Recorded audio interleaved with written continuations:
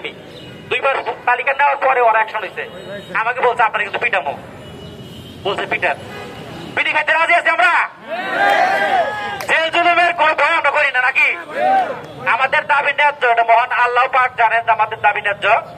6 জন প্রতিনিধি আমরা যাওয়ার পর আমাদের ইসুফ ইমন ভাই প্রথমে কথা শুরু করেন, A to Z কোনো কথা গ্যাপ ছিল না।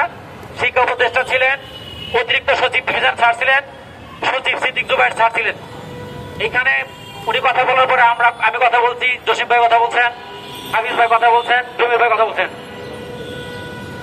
একদম আমাদেরকে প্রথমে উনি গেস্ট রুমে বসিয়েছিলেন এবং কি বারবার উনি এসে দেখছেন যে আমরা বসছি কিনা, আমাদের কোনো সমস্যা হচ্ছে কিনা, কোনো অসুবিধা হচ্ছে কিনা।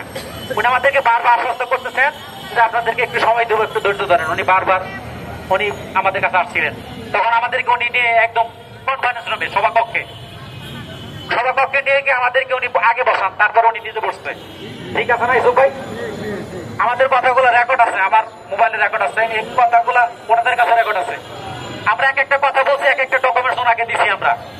ওনার কথা পরিষ্কার যে আইনের ভিত্তি যদি আপনাদের থাকে এবং আপনারা যদি নিয়োগ পান, পরবর্তীতে এই নিয়োগকে ইস্যু করে কেউ যেন আপনাদের নিয়োগকে বাধাগ্রস্ত করতে না পারে, আপনাদের জন্য কোনো সমস্যা না করতে পারে, তার জন্য আন্তঃমন্ত্রণালয়ের একটা মিটিং ডাকা হয়েছে।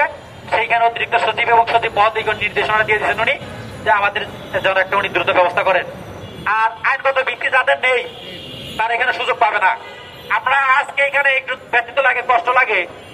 আমরা আন্দোলন করলাম 1 থেকে 12তম, কেউ কিন্তু এখানে আন্দোলনের শরীক নেই, তবু কিন্তু এই সুযোগটা কিন্তু তারা নিয়ে নিছে। তাদের 2 জন প্রতিনিধি আমাদের সাথে প্রবেশ করছে শিক্ষা উপদেষ্টার সাথে দেখা করার জন্য। যদিও সেটা আমাদের ইউসুফ ভাই, জমির ভাই এবং জসিম ভাই স্পষ্ট ভাষায় তাদের বলে দিয়েছেন তারা দালালি করে, তারা টাকা তোলায় মামলা করে। এটা বলছে আমাদের জমির ভাই, জসিম ভাই বলছে। ইউসুফ ভাই বলছে তাদের তো এখানে টাকার কথা না, আমাদের শুধু সতর্কতার বিষয়।